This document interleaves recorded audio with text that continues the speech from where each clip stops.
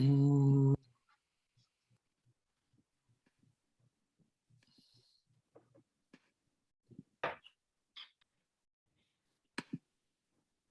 Bueno, pues buenos días a todos, chicos. Vamos a continuar la parte de ciencia. De la parte de ciencia voy a dar 2 o 3 sesiones más y me voy a concentrar más en las cartas de los Mahatmas. Entonces, probablemente demos esta y un par de clases más y luego ya en la carta de en las cartas voy a hacer la clase más larga para poder ya enfocarme mejor en esa y no estar como partiendo el día o poner otro día la parte de ciencia. No sé todavía cómo le voy a hacer, pero voy a desvincular que en un día estén las dos sesiones. Bueno, vamos a empezar, si les parece, entonces, con la invocación de Radha Burnier. Muchas gracias por estar en la clase. Hay una beatitud y un poder más allá de nosotros mismos que viene en ayuda de aquellos que están preparados para recibirlo. Nos dirigimos respetuosamente hacia aquella beatitud, aquellas grandes fuentes de las cuales emanan incesantemente la fortaleza y la inspiración, hacia todos los que estamos resueltos a abandonar el yo personal para desarrollarnos, aprender y compartir fraternalmente y sin reservas. ¿Verdad? Bueno, parece que hay, si pueden silenciar, por favor, porque hay un ruido. En tu caso, yo podría support define. Bueno, por favor. Ok. Bueno, vamos a continuar con lo de Annie Besant de la conciencia. Tomo esta previa para poder volver a la línea que estábamos revisando. De lo que ya habíamos visto viene ahora la formación de los átomos del segundo plano. Luego de fijados su medida y los ejes de desenvolvimiento, recuerdan que ya habíamos visto lo que era el eje, que es lo primero que se hace para la formación del átomo, e inmediatamente después de estar fijada su medida, se fijan los ejes, que vimos que la relación análoga más común para poder entender esto es la que se usa con los cristales, que se llaman ejes de desenvolvimiento, para ver cómo van a moverse. Por el tercer logos, según queda descrito, todo esto ya se vio, algunos átomos de ADI o del primer plano atraen a su alrededor a una envoltura formada por las combinaciones de su ínfimo subplano, de modo que el espíritu con su primaria envoltura de materia cósmica o mula prakrítica, es decir, el átomo del primer plano constituye el átomo del segundo plano, que anima a la nueva envoltura, formada por el ínfimo grado de sus propias combinaciones. Estas envolturas así animadas son los átomos de la Nupádaka o segundo plano, cuyas cada vez más complejas combinaciones formarán los otros 6 subplanos hasta que tenemos ya los átomos tal como los conocemos hoy día. Esto es importante que lo veamos en forma de repaso, aunque esto ya se habló mucho, con mucho detalle. Recuerden entonces que el logo solar elige un punto dentro del cosmos en donde va a iniciar el naciente sistema solar. De este punto del logo solar, entonces, lo primero que hace es formar su demarcación, es decir, su línea no se pasa. Y después de formada la demarcación, empiezan a hacerse una serie empiezan a pasar una serie de cosas a partir del punto del logo solar. Se forma un diámetro, ya lo habíamos visto. Después del diámetro se hace una conexión con el punto más cercano de la propia línea que el propio logo solar ha creado, con lo cual se establece una onda de ida y de venida, y en esa onda de ida y de venida aparecen una serie de planos, siendo algunos más cercanos al logos, al punto central, y otros mucho más alejados que están cerca de la envoltura de materia madre. La materia madre que está cerca de la línea no se pasa, y entonces todas las partes energéticas más sutiles que están cerca del plano que tiene que ver con el logo solar que recién ha creado este espacio. Después vimos que los átomos del cosmos entran, algunos de ellos, para formar parte de los átomos de este sistema. También vimos que nos dice Annie Besant que los átomos, una vez que ingresan a este espacio del naciente sistema solar, estos átomos van a ser muy similares a los átomos externos, pero con una peculiaridad de este propio sistema. Son como autos casi totalmente terminados, pero que les faltan ciertos detalles, cuyos detalles le van a dar la personalidad o le van a dar la identidad de formar parte de este. Son como los átomos permanentes de este sistema. Entonces, en ese plano de manifestación tenemos los átomos del segundo plano, que son los hijos más densos, los átomos del primer plano, que son los átomos padre, por así decirlo, los más sutiles, y entre estos dos, entonces se verifica un continuo a través del cual van a estar entonces diferentes grados, diferentes formas de átomos que todos van a tener una forma de vibración que también ya lo vimos específica. Todo esto ya está visto, es nada más un repaso. Conviene tener en cuenta que esto es un diagrama, dice Annie Besant, y no una descripción, pues no representa hechos materiales, sino relaciones existentes entre toda la enorme cantidad de planos que hay entre la periferia y el punto central, por virtud de su interferencia, pero de ningún modo 49 ladrillos colocados en 7 filas superpuestas. No es así, es mucho más complejo. Esta relación es importantísima porque implica que la vida puede pasar de plano a plano por el corto camino que le ofrece la comunicación de los subplanos atómicos, sin necesidad de circunvalar los 6 subplanos moleculares antes de llegar al próximo subplano atómico para proseguir su descenso. Entonces, analógicamente hay un descenso, una especie de involución dentro del propio sistema a través de los planos que están muy cerca de la línea no se pasa, y luego hay un movimiento de retorno que sería similar a la evolución, también cuando todo esto vuelve, pasando por una serie de planos, tal como nos lo está explicando aquí Annie Besant. En prueba de ello veremos muy luego que la corriente vital de la mónada, sigue este camino atómico en su descenso al plano físico, un camino atómico. Si consideramos ahora un átomo físico como un todo unitario, veremos en él un vórtice en el que la vida del tercer logos gira con increíble rapidez. Y aquí está un ejemplo del vórtice, hasta donde puede ser razonablemente posible ponerlo en una línea que es fija, pero nos da la impresión de que se está moviendo a gran velocidad con un tipo de vibración que ya vimos que depende mucho de la calidad y del tipo de átomo, siendo algunos átomos muy densos con una vibración entonces muy lenta y algunos átomos muy sutiles con una vibración muy rápida. Entonces, los hercios mayores que son para los átomos más sutiles y los hercios menores para los átomos que son menos sutiles y más densos. Entonces, si consideramos una obra físico como un todo unitario, veremos entonces que la vida gira con increíble rapidez. La atracción entre estos torbellineantes vórtices forma las moléculas que constituyen el plano con sus subplanos. Y en la superficie limitante con dichos vórtices están las espirillas o corrientes torbellinas en ángulo recto interior con la exterior. Aquí todo esto la ciencia poco a poco lo va de alguna manera develando. Y entonces encontramos lo que nos está diciendo Annie Besant, que es por dónde pasan los puntos en donde el electromagnetismo es más sólido y permite el que dos átomos puedan estar en comunicación. Hasta donde la ciencia lo permite, y ya lo explica Fritjof Capra en el Tao Physics. Entonces, lo que dice Fritjof Capra, por ejemplo, en una de las partes de este libro, que es una maravilla el libro, tiene capítulos muy buenos, lo mismo que el Turning Point, que es el otro libro también clásico de Fritjof Capra. Entonces, Fritjof Capra lo que dice es que hay zonas de mayor densidad y menor densidad en cosas tan simples como la materia física en la que estamos. Dice, entonces tenemos materia sólida, que tiene una forma de presentación en el mundo mayábico como lo conocemos, como sólido, y lo único que son zonas en donde la densidad atómica, es decir, la concentración de átomos es muy concentrada, valga la redundancia, y que tiene una conformación o una manifestación en el plano físico como algo que llamamos sólido. Si se hace más disperso los átomos, entonces tienen un comportamiento en el plano físico de líquido. Si se hacen más dispersos, tienen un comportamiento de gas.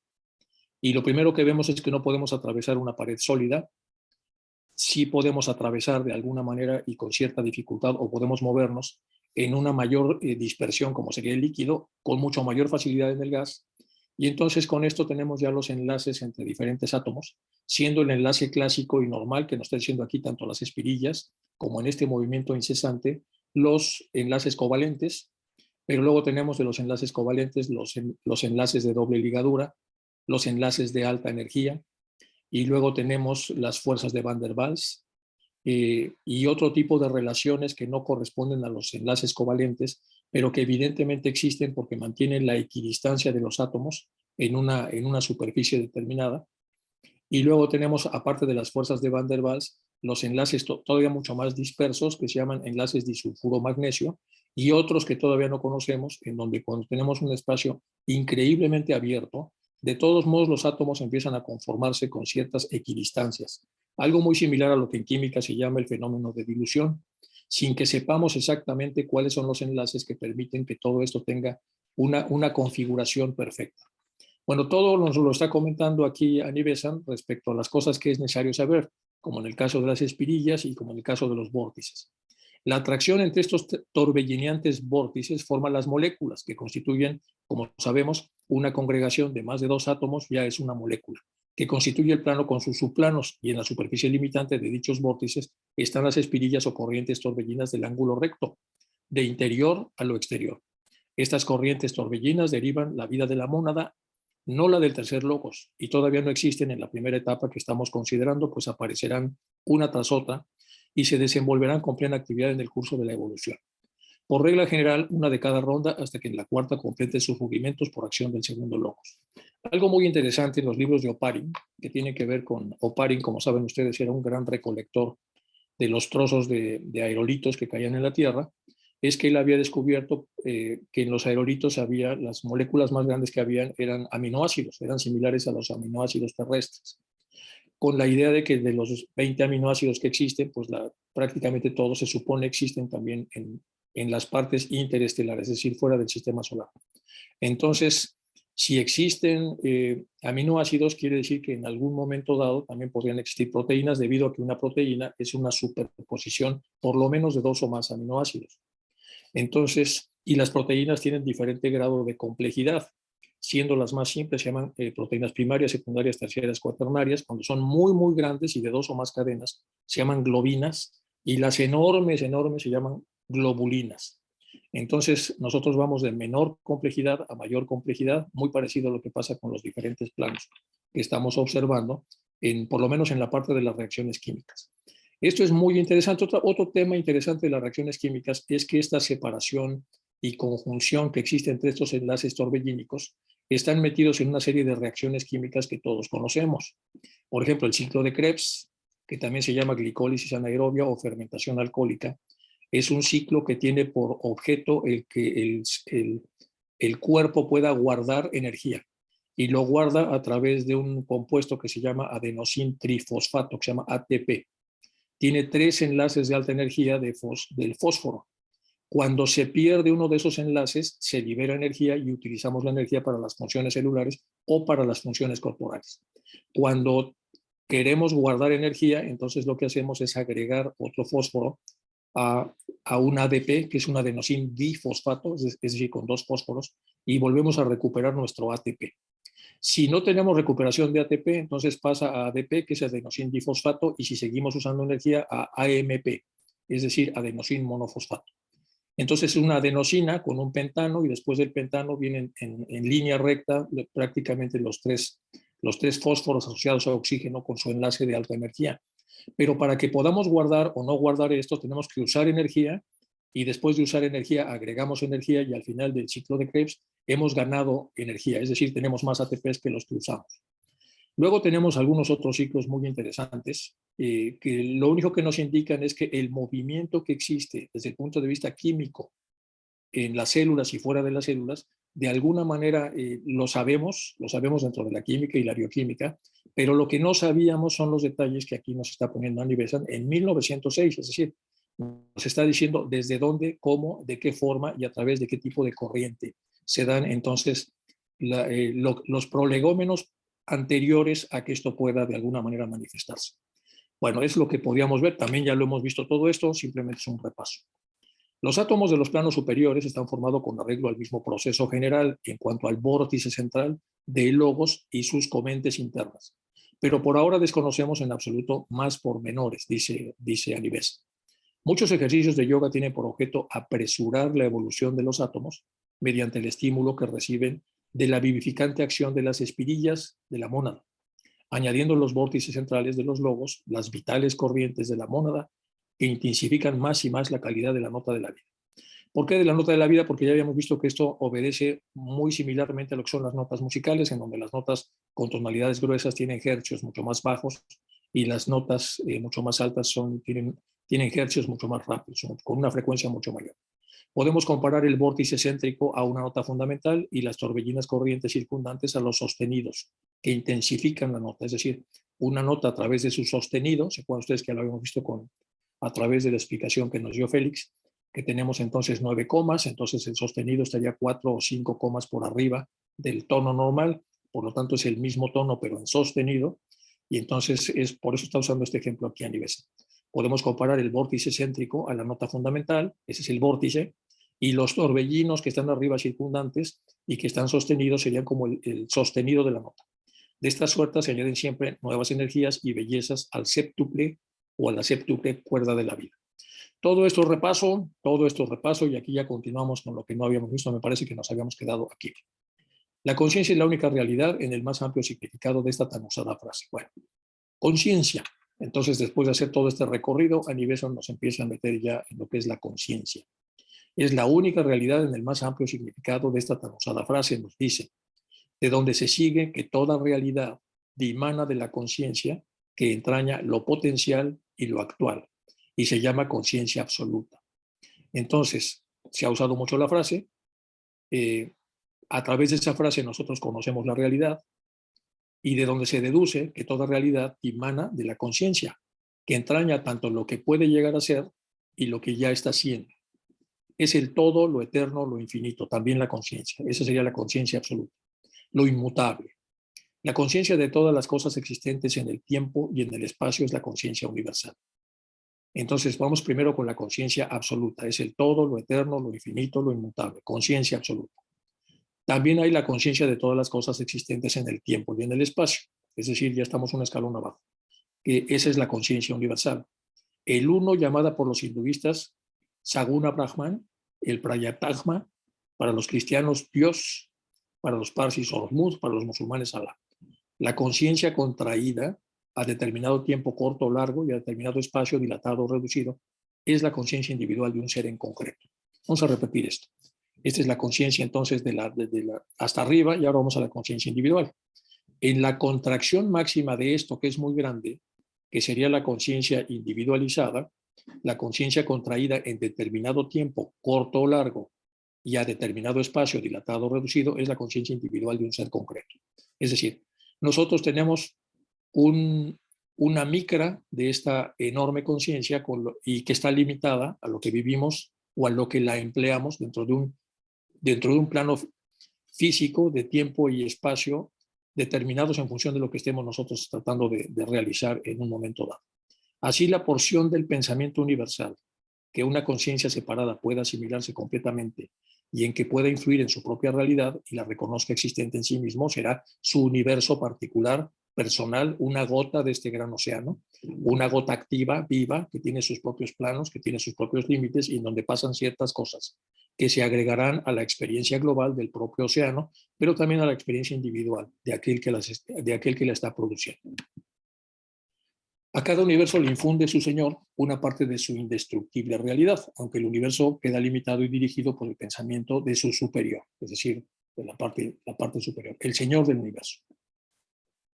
A cada universo le infunde su Señor una parte de su indestructible realidad, aunque el universo queda limitado y dirigido por el pensamiento de su superior, el Señor del universo, en el que Él existe como forma.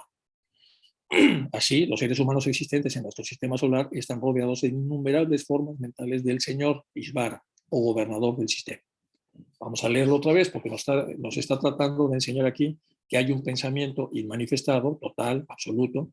Después hay un pensamiento que ya tiene forma, es decir, sigue siendo elevadísimo, pero con forma. Y después tenemos entonces lo que pasa en un sistema solar y lo que dice, dirigido por el pensamiento de su superior, el Señor del universo, que en él existe como forma. Así, los seres humanos existentes en nuestro sistema solar estaremos rodeados de innumerables formas mentales que provienen del Señor Ishvara, o gobernador de cada sistema. La medida divina, la divina medida, que es la misma que habíamos visto con los átomos, y los ejes de desenvolvimiento, que también lo vimos ya con los átomos, pensados por el tercer logos para que el átomo pueda existir en el espacio-tiempo en nuestro nivel, gobernarán las formas de nuestros átomos. Y la superficie que les dio por límite y envoltura resistente resistirá con átomos similares. Vimos entonces que cada átomo se subdivide en una gran cantidad de niveles, habiendo átomos muy densos para cuestiones densas que se requieren dentro del propio sistema solar, y habrá átomos sumamente sutiles que también se requerirán para ciertas funciones y ciertas cosas que también dimanen y existan en el propio sistema. De esta suerte no podemos alterar la materia que recibimos. ¿Y de qué estamos formados? Salvo por el empleo de métodos dimanantes también de la mente del tercer logos. Tan solo mientras el pensamiento, el suyo, el nuestro, actúe y que pueda continuar existiendo los átomos con todas estas combinaciones, pues ninguna realidad tiene sino la que se les da su propio pensamiento. Es decir, cada pensamiento atraerá, o más bien él se meterá en cada una de estas entidades que tienen un formato de vibración propia y que de alguna manera responderán al tipo de vibración que nosotros estamos procurando tener dentro de nuestra propia conciencia. Los átomos son su cuerpo. Yo soy esto. Estos átomos son mi cuerpo y participan de mi vida. Mientras los retenga como cuerpo, serán los átomos una realidad para todos los seres de este sistema solar, cuya conciencia tenga análoga envoltura. Cuando el fin del día de manifestación diga Ishvara, yo ya no soy esto, estos átomos ya no serán ya de mi cuerpo, ya no participarán de mi vida. Entonces se desvanecerán como un sueño que son y únicamente perdurarán en la forma mental del monarca de un más vasto sistema. Es decir, volverán otra vez a la fuente de esta inconmensurablemente grande fuente del universo. Por consiguiente, como espíritus, somos inherentemente indestructiblemente divinos, los seres humanos ya lo sabemos, nos está aquí explicando, con todo el esplendor y libertad que esta palabra entraña. Pero estamos revestidos de materia que no nos pertenece, es prestada, porque es la forma mental del gobernador de nuestro sistema. Es la forma mental del gobernador de nuestro sistema, subordinado a su vez a los gobernadores de los más vastos sistemas, en que está incluido el nuestro. El nuestro es uno de muchos sistemas. Todos tienen sus gobernadores y todos estos gobernadores nos prestan las formas que provienen de las formas mentales de cada gobernador de cada sistema originado a través del punto del que ya hemos hablado. Cuando nos unamos con nuestro gobernador, dejará de tener la materia el poderío sobre nosotros y advertiremos su irrealidad por depender de la voluntad ahora, de la voluntad más elevada, que es la que él representa, la voluntad de él, que también reconoceremos que es como la nuestra, es decir, es la nuestra. Entonces podremos dominar la materia, lo que no nos será posible mientras nos obsequie con su prestada realidad. Como veremos, entonces es una explicación técnica, pero al mismo tiempo está un poco adoctrinada para hacer reflexionar al que escucha y no nada más le da la imagen, sino además le da comentarios sobre la propia imagen que comparte. Considerando así interminablemente a la conciencia, vemos con mayor claridad que vimos, al considerarla desde el punto de las formas, que no hay tal abismo y por lo tanto tampoco necesitamos un puente, es decir, espíritu y materia están pegados. No necesitamos un puente, es lo que está comentando hoy aquí. Al cambiar la conciencia, cada cambio aparece en la materia circundante como una vibración, porque el Logos quiso que las vibraciones de la materia acompañasen indefectiblemente a los cambios de conciencia. Vamos a leer esto con más calma para entender. Si están pegadas las cosas, lo que vemos nosotros es una serie de escalones también pegados, pero cada escalón es diferente al escalón precedente porque tiene una proporción mayor de energía y una proporción menor de materia. Y así sucesivamente hasta llegar a los últimos pisos de este edificio de millones de pisos o de plantas, en cuyo caso, cuando está en la porción más elevada, apenas si tiene un porcentaje logarítmico de materia, y cuando está en el submundo, en las partes más bajas de este mismo sistema, tiene apenas un poco de energía y muchísima materia. Entonces, en estos millones de espacios que son subdivididos de manera técnica en séptuples, como si fueran cajas o lo que fuese, en realidad entonces es una concatenación de elementos desde los más sutiles hasta los más densos. Entonces, considerando así internamente a la conciencia, porque la conciencia al final va a ser eso, tiene su puerto de llegada en la porción más baja, hablando ya de la mente específicamente, lo que sería el ego inferior, que siendo igual que el ego superior, está subdividido por una serie de pisos con diferentes proporciones de espíritu-materia. Pero siempre, en cada nivel, habrá espíritu con materia o viceversa, habrá materia con espíritu. Bueno, al cambiar la conciencia, cada cambio aparecerá en la materia, circundante como una vibración, porque el Logos quiso que las vibraciones de la materia acompañasen indefectiblemente a los cambios de conciencia, es decir, cada vez que nosotros tenemos un tipo de conciencia, provocará una vibración y se emparentará, por así decirlo, con los ciclos, con los espacios, con las entidades, con los círculos, con las cosas que ya existen en donde ese tipo de vibración ya existe. Y como la materia es resultante de la conciencia y sus atributos dimanan de la actividad del pensamiento, ojo, y los atributos de esta conciencia dimanan de la actividad del pensamiento, todo cambio en la conciencia del Logos alterará los atributos de la materia del sistema, y todo cambio de cualquier conciencia derivada de la suya también determinará en la materia un cambio significado por la vibración, por un rítmico movimiento dentro de los límites por él establecidos para la movilidad de las masas de materia. Entonces, en lo macro, todo cambio en la conciencia afectará a la materia, en lo micro también. Por eso ya habíamos hablado alguna vez que cuando empezaron a hacer los primeros estudios en los aceleradores atómicos, se dieron cuenta entonces de que los observadores, de alguna manera, hablando de un espacio tan sofisticado como un acelerador de electrones, influían sobre lo que pasaba. Estaban ellos con medidas logarítmicas y en ese nivel, cualquier ser humano, solamente con observarlo y con razonar respecto a lo que observa, ya altera esa proporción de materia que es tan sofisticadamente pequeña, al grado de que se prohibió durante mucho tiempo que en estos cañones de aceleración estuvieran los seres humanos de alguna manera percibiendo lo que ahí sucedía. El cambio de conciencia y la vibración de la materia que la limita es un par impuesto por el pensamiento de Logos a todas las conciencias encarnadas de su universo. Esta constante relación se demuestra al considerar que toda vibración de la material envoltura, determinada por el cambio de la conciencia que la anima y que la provoque una análoga vibración en la envoltura animada por otra conciencia, irá siempre acompañada de un cambio en esta otra conciencia que será análogo al cambio operado por la primera. Bueno, esto es una repetición de lo mismo que ya habíamos visto. Y vamos con la última de estas, me parece que es la última. Dicen, la materia mucho más sutil que en materia mucho más sutil que la materia física, la mental, por ejemplo, la materia mental, se advierte el poder creador de la conciencia con mayor facilidad que en la densa materia del plano físico.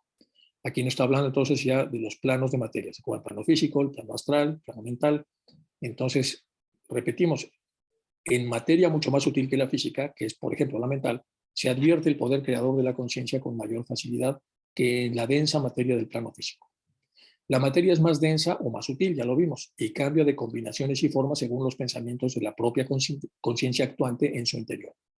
Los átomos fundamentales derivados del pensamiento del logos permanecen inmutables, pero pueden combinarse o disociarse a voluntad del pensador.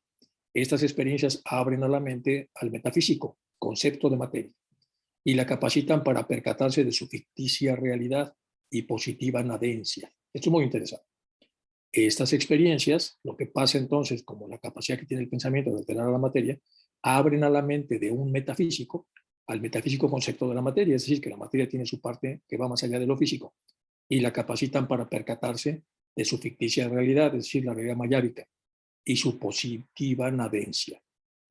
Conveniente será advertir algo sobre las tan repetidas frases de la conciencia es un cuerpo, la conciencia que anima un cuerpo y otras analogías por el estilo. El estudiante no es muy capaz de figurarse la conciencia como una especie de gas enrarecido encerrado en un recipiente semejante a una botella. Veamos, el estudiante no es muy capaz de figurarse, de imaginarse, a la hora de escuchar estas cosas, pues tiene que producir una figura que le responda a esto. Entonces, no es capaz de figurarse la conciencia como una especie de gas que es muy enrarecido, encerrado en un recipiente semejante a una botella. Si reflexionara sobre el particular, echaría de ver que la resistente superficie del cuerpo es una forma mental de logos. La resistente superficie del cuerpo, al final de cuentas, es simplemente una forma mental de logos, es una forma mental.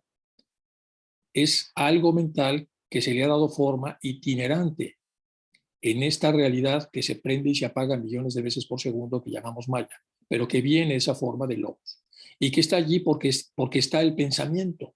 Si no hubiera pensamiento no habría forma, si no habría forma no existiría lo que nosotros vemos como una realidad mayábica. La conciencia se manifiesta en entidades conscientes porque el logos la separa con su pensamiento y las encierra con sus mentales limitaciones, como si fueran pequeñas líneas, no se pasa, que son millones y que son o más ascendentes o más descendentes. Estos pensamientos de logos derivan su unidad con el yo universal y reproducen en el área de un particular universo la voluntad de multiplicación. Una vez que pasamos de la luz blanca a la luz dispersa, entonces, como sabemos, pasamos de la multiplicidad a la unidad y viceversa. Teniendo en cuenta las distinciones antes señaladas entre conciencia absoluta, conciencia universal y conciencia individual, que ven, ¿se acuerdan que ya habíamos visto el ejemplo? No caerá el estudiante en la tentación de repetir tan oídas preguntas. ¿Por qué existe el universo? ¿Por qué se limita la conciencia absoluta? ¿Por qué lo perfecto se convierte en imperfecto, lo omnipotente en impotente? Dios es mineral, bruto y hombre. De esta suerte, explanadas, no tienen respuesta satisfactoria estas preguntas porque se basan sobre falsas premisas. Están mal hechas las preguntas. Lo perfecto es el todo, la totalidad y la suma del ser. Lo perfecto es el todo, la totalidad y la suma del ser. Según dijimos, en la infinidad de todo están actual y potencialmente contenidas todas las cosas. Todo cuanto fue, es y será o pueda ser, es decir, la luz blanca. Es siempre la plenitud de lo eterno. No está desparramada, no está abierta, no está dispersa. Puede hacerlo, tiene esa habilidad y esa capacidad cuando llegue al mundo de las formas, pero estamos en esta unidad. Únicamente él mismo se reconoce a sí mismo en su infinita e inimaginable riqueza de ser. Parece el vacío porque contiene todos los pares de opuestos y cada par, al afirmarse a los ojos de la razón, se desvanece y se aniquila. Allí, donde todo se junta. Todos los pares desaparecen en la medida que esto sube o aparecen en la medida que entramos en el mundo disperso. Pero los infinitos universos que de lo perfecto surgen proclaman su plenitud. Lo perfecto nunca degenera en imperfecto. Nunca es la nadencia, porque en él se equilibran espíritu y materia. La fuerza y la flaqueza se equilibran. Conocimiento e ignorancia se equilibran. Paz y lucha, dicha y pena, poder e impotencia. Los innumerables pares de opuestos de la manifestación se sumergen el uno en el otro y se desvanecen en la inmanifestación. En la medida en que estos colores regresan a la luz una vuelve otra vez a unirlos, a resolver las diferencias, a integrarlas. El todo incluye la manifestación y la inmanifestación, la diástole y sístole del corazón, que no se concibe una sin otra. Todo incluye la manifestación y la inmanifestación, la diástole y sístole del corazón del ser, que no se conciben una sin otra. La dificultad proviene de que el hombre afirma separadamente uno de los elementos del inseparable par de opuestos: espíritu, fuerza, conocimiento, paz, dicha y poder. Y luego se pregunta por qué han de convertirse estos elementos en sus opuestos. No hay tal. Ningún atributo deja de tener su opuesto y solo pueden manifestarse en pares. Todo frente tiene su espalda y juntos surgen el espíritu y la materia. No es que el espíritu exista y milagrosamente produzca la materia para limitarse y velarse, sino que espíritu y materia surgen simultáneamente en el eterno, como una modalidad de su ser, como una forma de manifestación del todo. Pratyatma, Mula Prakriti, expresan en tiempo y espacio lo que no tiene tiempo ni espacio, es decir, en el plano de manifestación. Y ahora vamos a ver algunas de las agencias, porque voy a dejar hasta acá lo del estudio de la conciencia de Annie Besant. Es un libro maravilloso, es un libro muy bonito, y otra vez, ya sé que me han criticado mucho por eso de no entrar en las obras completas, pero eso me ha permitido ver muchas obras. Y la idea es que ustedes en las logias tomen estos libros, los discutan, los lean poco a poco y entonces puedan dedicar una cantidad importante de tiempo al análisis de esta obra y a contextualizarla con lo que nosotros sabemos hoy por hoy de las diferentes agencias que estudian el espacio. La más importante desde mi punto de vista obviamente es la NASA, y la NASA vamos a ver cuáles son su misión y su visión y sus valores. Entonces, ¿cuál es la visión? Explorar los secretos del universo para beneficio de toda la humanidad. ¿Cuál es la misión? Entonces, explora lo desconocido y todas las innovaciones son para beneficio de la humanidad. Siempre basados en la idea del descubrimiento. Y aquí están algunos de los valores que tiene la NASA, que son muy importantes: curiosidad, están orientados para trabajar en equipo, la excelencia, la pasión en la exploración, la agilidad y la resiliencia, que sabemos que es cómo sobreponerse a los problemas y salir fortalecido de ellos, para tratar de resolver problemas que son muy complicados, en el entendido de que la vida en el espacio requiere de este tipo de cosas. Bueno, esta es la famosa NASA, muy admirable, tiene su página que es de dominio público, puede usted entrar en ella para ver entonces todas las publicaciones que la NASA hace, pues prácticamente cada vez que saca su update de su página, para que ustedes vean pues qué cosas hay, qué se celebran, de los diferentes proyectos que están todavía vivos, que ahora está de moda el Pioneer, que ven ustedes que estuvo durante casi 11 meses, el Pioneer 2 estuvo silenciado y de pronto empezó otra vez a mandar información, que ahora les voy a compartir un poco de esta situación. Tienen más de 18,000 profesionales. Bueno, esta es la NASA, es una agencia que ha hecho descubrimientos impresionantemente enormes. Podríamos hablar mucho de esta agencia, pero otra vez en las logias, yo les sugiero que revisen esto, lo analicen, lo discutan, lo vean. vean si realmente esta agencia espacial hace este tipo de cosas y ha compartido cosas importantísimas para la humanidad, van a encontrar que así es, pero van a poder encontrar todo esto, sobre todo los que viven en Estados Unidos, como el caso de José, muy cerca de él, ahí en Alabama, está el Museo de la NASA y están pues, las naves espaciales soviéticas, están los cohetes, los rockets, estos famosos, los primeros que se utilizaban, los Minuteman, están los primeros cohetes que lanzaron todavía dentro de la atmósfera, el famoso X-15. Todo eso está en ese museo, que es un museo increíblemente grande, enorme, y que si alguien puede ir con su camarita y tomar unas fotos, nos lo puede presentar porque es muy importante. Está en Huntsville, Alabama. Bueno, esta es la famosa NASA. ¿Cuál es el lema de la NASA? Soñamos en grande, we dream big, we work together. Nosotros trabajamos juntos. Hay que poner nosotros para entender el sentido del lema. Nosotros soñamos en grande, nosotros trabajamos juntos. O sea, sabemos colaborar en equipo y tenemos sueños grandes. Bueno, ahora como está de moda y vemos ahora en Nature, en Science, en las revistas más importantes, está saliendo el tema del Pioneer, que saben ustedes que el Pioneer salió, bueno, aquí les hice una síntesis, miren, sale del sistema solar el 25 de agosto de 2012, aunque esto es un poco, bueno, hay cierto debate, pero más o menos en esta fecha, esta nave que fue enviada afuera del espacio del sistema solar, salió ya del sistema solar, de las límites que los propios astrofísicos han puesto como límite. Desde entonces sigue enviando mensajes a la Tierra fuera del extrarradio del sistema solar. La expectativa de funcionamiento cuando se lanzó fue que podía llegar como mucho hasta el 2020, porque estamos en 2022 y sigue enviando mensajes. Pero increíblemente continúa enviando mensajes a través de su antena de alta ganancia, que se llama. La antena de alta ganancia es una antena inteligente que se va moviendo para tratar de rastrear un punto que cada vez es más pequeño y al cual es más difícil acceder por la distancia que tiene ya esta nave de la Tierra. El sistema controla la orientación de la nave manteniendo su antena apuntando con precisión a la Tierra para que los datos puedan enviarse desde ella hasta la NASA. Si bien todas las indicaciones sugieren que la ACS, que es la antena esta inteligente, funciona con normalidad, los datos de telemetría que envía de regreso parecen generarse aleatoriamente, y esto es ¿por qué aleatoriamente? Está pasando algo muy raro con esta nave, y aleatoriamente es que de la totalidad de datos que tiene, aparentemente esta antena está seleccionando los datos que considera más relevantes, o lo que ese es aleatoriamente, randomizadamente, y entonces los manda a la Tierra. Y esos dicen, pues, ¿y eso qué está pasando? No lo saben todavía, está ahora de moda esta situación.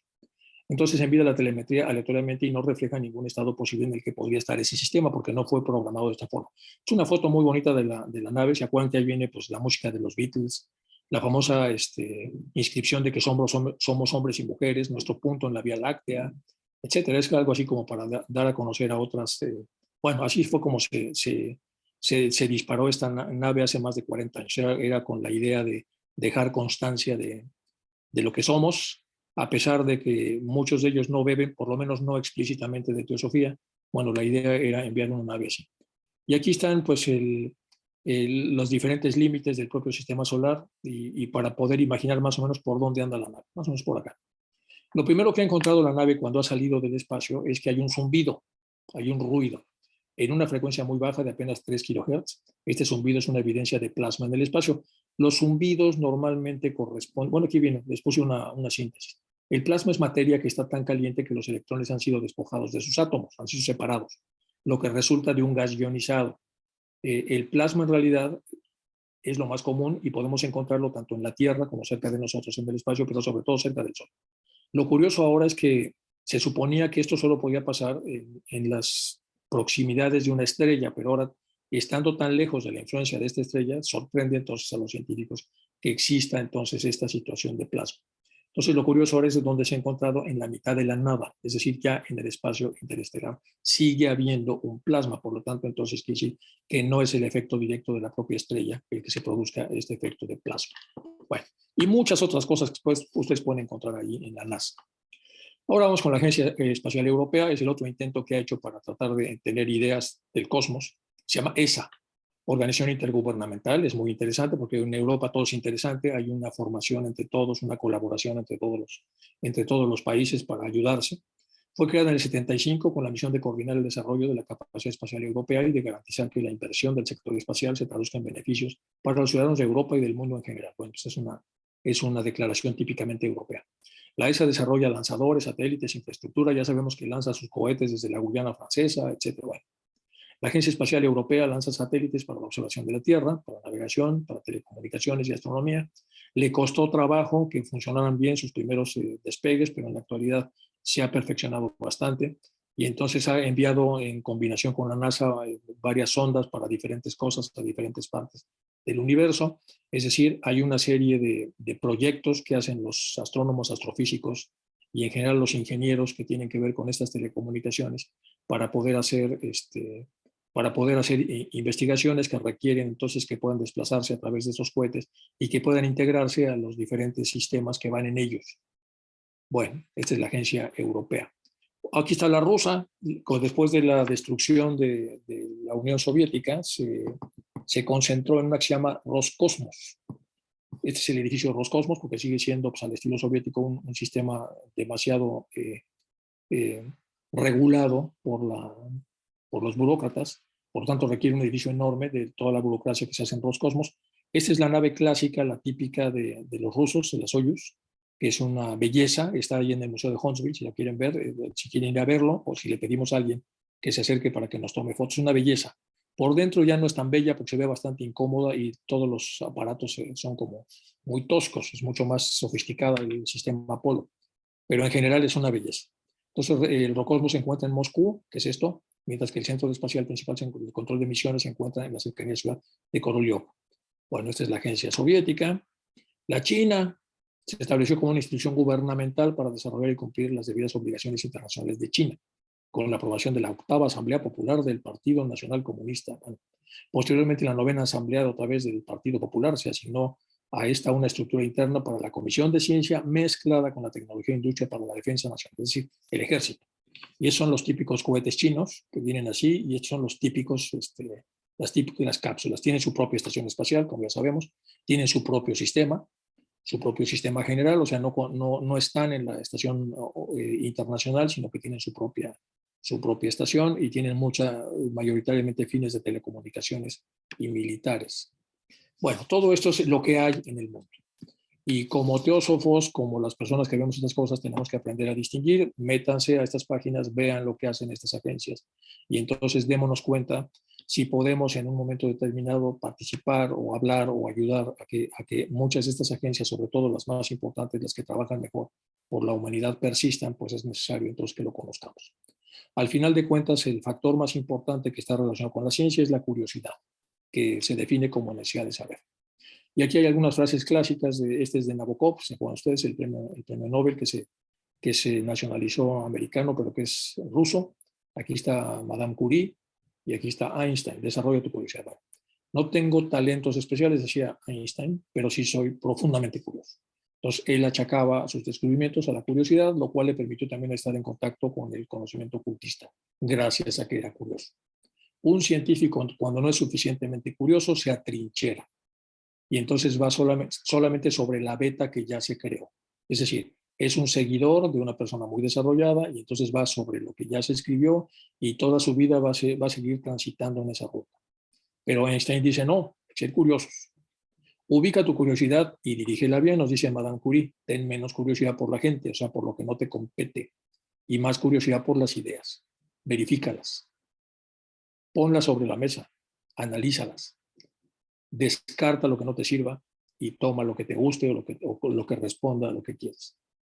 La curiosidad como libertad o como crítica, dice Vladimir Nabokov. La curiosidad es la insubordinación en su forma más pura. ¿Qué quiere decir? El curioso de alguna manera requiere cierto grado de insubordinación, de rebeldía contra el status quo. Un curioso es un rebelde. Entonces, tengamos la rebeldía, que no es necesariamente mala ni necesariamente buena, pero en este caso nos ayuda entonces a curiosear, a verificar, a ver qué hay más allá. Bueno, ahora vamos con teosofía y la religión como experimentación científica. Aquí vamos a ver cosas muy interesantes. Está en este dibujo un poco la idea de todo esto. ¿Qué vamos a ver en esta parte? Que es una parte muy interesante. El arte de liberarse de los condicionamientos pasivos para ser unos buenos investigadores. El arte de saber preguntar, los 6 tipos de preguntas socráticas honestas. ¿Cuáles son las famosas preguntas que hacía él dentro de la mayéutica, el famoso Sócrates? Preguntas de aclaración, a ver si entendí bien. Cuéntame más, explícamelo mejor, repíteme. Preguntas para razonar y argumentar, es decir, preguntas que me lanzan a mí algo para que pueda yo acomodarlo. Hay que recordar lo que es el razonamiento. En el Sistema Nacional del Pensamiento, en el habitual, el pensamiento se divide en ideas, juicios y razonamientos. Aquí estaba hablando de razonamientos. Las ideas son representaciones mentales de objetos, de cosas, de sucesos, de formas. Esas son las ideas, representaciones mentales. Los juicios son las calificaciones que hacemos de tales ideas como buenas, malas, altas o no altas, importantes o no importantes. Y el razonamiento es la creación de nuevo conocimiento a partir del previo, por lo menos en lo que tiene que ver con la cognición habitual. ¿Qué es nuevo conocimiento a partir del previo? Pues hay muchos modelos para entender esto. El más común son los silogismos. Entonces, las preguntas para poder razonar, es decir, para poder construir mi propio punto de vista en relación a lo que estoy leyendo, necesito razonar. Y mientras lo voy haciendo, si ya razoné, puedo argumentar a favor o en contra. El tercero son las preguntas sobre las asunciones, las cosas que se asumen como ciertas. Entonces, pues yo las pregunto a ver si realmente son tan ciertas o no tan ciertas. Las preguntas sobre causas y consecuencias, es decir, sobre todo lo que son las secuencias de causas y efectos. Preguntas sobre el origen de las ideas, de dónde vienen, cuál es el punto de partida. Eso es importantísimo. Cada vez que se va a establecer un diálogo es importante tener lo que los americanos llaman el bottom line, el punto de partida, el punto a partir del cual vamos a empezar nuestra reflexión. Preguntas sobre las perspectivas y puntos de vista, es decir, sobre los enfoques que tienen otros respecto al mismo punto que tengo yo, y preguntas sobre las propias preguntas, es decir, se pregunta uno si la pregunta es la indicada, si es la correcta, si es la que obedece al bottom line y si me va a llevar a donde yo quiero que me lleve. Entonces, es una pregunta que ha sido cuidadosamente establecida en vez de inadvertidamente e intempestivamente lanzada. Aquí vamos a ver algunos datos existenciales. Si escucho, tú me llevas a donde tú me quieres llevar. Entonces yo te puedo escuchar, pero debo ser consciente de que me vas a llevar a donde me quieres llevar. Si escucho el telediario, pues yo no tengo interlocución con el que está llevando el telediario. Lo que tengo que hacer es escuchar y él me va a llevar donde me quiera llevar. Y nos va a aplicar, ¿qué creen? Que en este lugar pasó esto y qué barbaridad. ¿Qué creen? Que este señor resulta que no era culpable. Qué barbaridad. Bueno, ese es el escuchar. Si interrogo, yo te llevo a donde yo te quiero llevar. Entonces, si yo a través de un diálogo me dedico a interrogar, poco a poco, entonces hago que tú me lleves a donde yo te quiero que me lleves tú. Si hacemos un diálogo, ambos nos llevamos a donde ambos queremos llegar. Es la forma más civilizada. No tengo que ir a donde tú quieres, a donde quieres tú para complacerte, ni tú tienes que ir a donde quiero yo para que me complazcas. Simplemente debemos fluir y dejarnos llevar mutuamente al encuentro de lo mutuo, lo integrado, a aquel lugar en donde ambos estamos y no estamos representados. Es decir, el terreno de ambos. Es un terreno neutro, donde yo voy a aportar lo mío, tú vas a aportar lo tuyo y vamos a redescubrir dentro de esa neutralidad cuáles son las diferentes aportaciones y la parte de aportación que no era mía y que es tuya y que has puesto ahí va a enriquecerme y viceversa. Si no cuestionamos lo que escuchamos, lo que leemos, lo que aprendemos y somos guiados por un líder equivocado, llegaremos a un lugar inapropiado. Por eso debemos cuestionar, comprobar, discutir y conservar y fijar un punto de partida. La respuesta de la vida, el punto de partida. El caso de los hindúes tienen muchas anécdotas a este respecto. Y algunas son, a lo mejor no parecen muy profundas, pero son muy importantes. Es tan importante el punto de partida que no arrancan un debate si el punto de partida no está claro. En las conferencias que dio Krishnamurti en universidades norteamericanas, en una de ellas estaban los chicos jóvenes y una chica le preguntó, ¿cuál es la respuesta de la vida? Y Krishnamurti hizo una pausa, como siempre lo hacía, y dijo, bueno, antes de saber la respuesta de la vida, primero tendríamos que ver cuál es la pregunta de la vida, ¿no le parece? Y la chica dice, bueno, sí, ¿cuál es la pregunta de la vida? Y otra vez puso a pensar Krishnamurti para ver si esa era la pregunta base a partir de la cual se pudiese crear algo y dice, bueno, la pregunta de la vida es la pregunta que se hace con el corazón abierto a ser influido. Porque preguntar por preguntar cosas importantes estando cerrado no tiene sentido. Se van a tocar cosas muy importantes, la persona está cerrada y no se va a dejar influir, como ya vimos acá, y si no se deja influir, entonces no tiene mucho caso. En realidad lo que va a hacer es un toma y daca de dos personalidades atrincheradas. Entonces, si usted abre su corazón y se abre a ser influido, entonces esa es la pregunta de la vida. Porque en ese abrirse, la persona puede tomar o puede soltar utilizando todo esto que es pensamiento crítico. Y el otro ejemplo que existe es el famoso profesor que iba a dar una charla alguna vez en una universidad importante de la India, que no recuerdo cuál era, es una anécdota de allí. En la India, como en algunos países, la tercera no es la vencida como en Occidente, sino la cuarta. Y entonces llega aquel profesor, pone sus libros, está en un posgrado, están ahí los alumnos, y el profesor pregunta, ¿saben de qué vamos a hablar? Y los alumnos dicen, pues no sabemos, pues si no saben, cierra sus libros, lo mete en su portafolio, se va, lo sigue el decano, le dice, dele la segunda oportunidad, regresa y los chicos están un poco más mosqueados y vuelve a preguntar, ¿saben de qué vamos a hablar? Y entonces los alumnos dicen, pues cuando dijimos que no era, pues alguien dice, pues sí, todos sí saben, pues no tenemos nada que hacer acá, se va otra vez, lo alcanza el decano, lo regresa otra vez, vuelve a preguntar, ¿saben de qué vamos a hablar? Es muy conocida esta anécdota, pero tiene que ver con el tema, Juan, de estar en el punto de partida apropiado. Y dicen todos, dijimos que no y era no, dijimos que sí, era sí, entonces por deducción están utilizando este tipo de razonamiento, dicen, pues sí, no, todos están de acuerdo, sí, no, pues tampoco, cierra sus libros, se va y entonces dice, déles la última, la cuarta, se acerca, pero entonces ya los chicos están abiertos a dar una respuesta más alta. Y entonces algún chico tiene el insight y le dice, profesor, sí sabemos ya bastante de ese tema, pero queremos saber más. Y ese es el punto de partida. Él va a hablar con gentes que ya saben cosas y que quieren saber más. Y si todos están de acuerdo que es el punto de partida, entonces dice, bueno, empezamos. Ir a escucharla. Es muy conocida esta frase, se usa mucho también en la India como ejemplo, pero al final de cuentas se está hablando del bottom line, del punto de partida, el punto a través del cual una persona va a empezar a hablar de cosas muy importantes. A Krishnamurti le pasó muchas veces con David Bohm.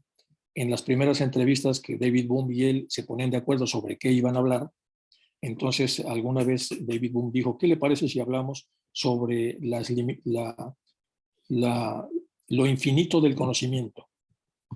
Y dice Krishnamurti, dice, bueno, podríamos hablar de lo infinito del conocimiento si estuviéramos de acuerdo usted y yo de que el conocimiento es infinito. No me basta decir que el conocimiento es limitado. Dice, pues sí, le voy a decir que el conocimiento es limitado. Si quiere, vamos a debatirlo para que a ver si yo le puedo demostrar que efectivamente el conocimiento es limitado. Y entonces abre los ojos como platos David Bohm y empiezan a hablar y empieza a explicar Krishnamurti por qué el conocimiento es limitado. Pero si hubiese empezado donde quería que empezara David Bohm, ya de alguna manera la ruta no hubiera sido la apropiada. Esta es para cuando ustedes bajen esto, van ustedes a ver en esta liga de YouTube algunas de lo que se considera la primera conversación que tuvieron, aunque ya está en una biblioteca, aquí, y sabemos todos que la primera conversación fue en un parque de Londres, que yo siempre pensé que era el Hyde Park, pero luego vi que era otro parque en el que estuvieron los dos juntos, y empezaron el 11 de junio de 1983, tuvieron su primera conversación. Por una serie de circunstancias extrañas, la esposa de David Bohm leyó a Krishnamurti, lo animó a buscarlo y luego hicieron una gran amistad, y hay una gran cantidad de videos donde aparecen los dos dialogando de una manera increíblemente profunda y hermosa. Bueno, aquí está la liga para los que quieran verlo entonces y puedan... tiene subtítulos en castellano para que vean entonces cómo se fue llevando la conversación, cómo va escuchando y todo el peso de la conversación la lleva Krishnamurti. Y el otro es una mente obviamente privilegiada, muy admirado por Einstein, pero no tiene nada que ver con Krishnamurti. Krishnamurti lleva el orden acerca de lo que entre los dos van a construir como este diálogo, lo que aparece aquí, como el diálogo, la capacidad de dialogar de una manera útil. Bueno, vamos ahora a revisar, ya es una hora, pues ya no lo vamos a revisar. Esto lo vamos a dejar para la penúltima clase que voy a dar, que sería Hay un tipo al que no se le ha hecho tanta justicia, que es un scholar impresionante, se llama William James. Se le considera el padre de muchas ciencias, ha sido de alguna manera sociólogo, antropólogo cultural, filósofo, psicólogo, es un hombre con una profundidad impresionante, poco reconocido, es un gran profesor de Harvard, etcétera, porque de alguna manera, sobre todo la psicología, que es la que podría admirar más de los hallazgos de él, pues no se le ha puesto en su sitio. Vamos a revisarlo, es una persona impresionante, lo vamos a empezar a ver la próxima sesión. Vamos a ver, nos habla de Emerson, nos habla de Henry David Thoreau y de algunas anécdotas importantes que los dos filósofos vivieron a raíz de muchos de los descubrimientos que hizo William James. Bueno, pues vamos a entrar en la penúltima clase que vamos a ver pegada a esta, que es la que vamos a tener la próxima sesión. Vamos a hablar un poco de estos temas. y luego nos va a quedar una última donde vamos a hablar del mindfulness, como ya les había comentado. La parte de física atómica ya no la voy a ver, la pueden ustedes revisar por su cuenta porque tiene además poco que ver con la parte de teosofía. Y entonces voy a preparar una última clase de esta serie para darlas en este mismo día, y ya cuando decida yo poner en otro día las partes que tengan que ver con ciencia, volveré otra vez con todo lo que ya tengo de ciencia ahí preparado, que es un montón, para volver a hacerlo, pero probablemente en otro día, para que no se estorben las dos presentaciones y termine yo viendo nada más un poquito de esto de ciencia y un poquito de las cartas. Quiero dejar la parte de las cartas un poco más libre para poder dedicarle más tiempo, por lo menos los días martes. Bueno, pues voy a dejar de compartir para pasar a preguntas si tienen ustedes, y recuerden que vamos a descansar una media hora antes de empezar con las cartas. Entonces dejamos de grabar si les parece y nos... Tu micrófono, Enrique. Bueno, pues lo dejamos por si tienen alguna aportación. Ya está abierto para todos. Ok. Preguntas, chicos, comentarios, dudas, quejas o lo que sean.